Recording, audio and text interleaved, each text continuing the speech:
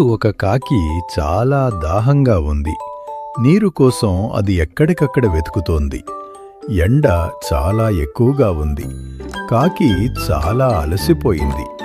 ఎక్కడ చూసినా నీళ్లు కనిపించలేదు. చివరికి ఒక కడవ కనిపించింది. అందులో కొంచెం నీరు ఉంది.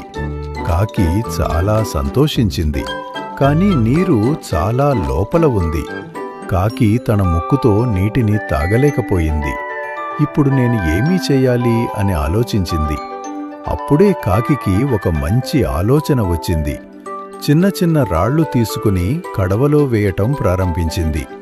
ఒక్కో రాయి వేస్తూ ఉండగా నీరు నెమ్మదిగా పైకి వచ్చింది. కాకి ఆనందంగా చూసింది. కొన్ని రాళ్లు వేసిన తర్వాత నీరు పైకి వచ్చి ముక్కుకు చేరింది. చివరికి కాకి తృప్తిగా నీళ్లు తాగింది. తన తెలివితో సమస్యను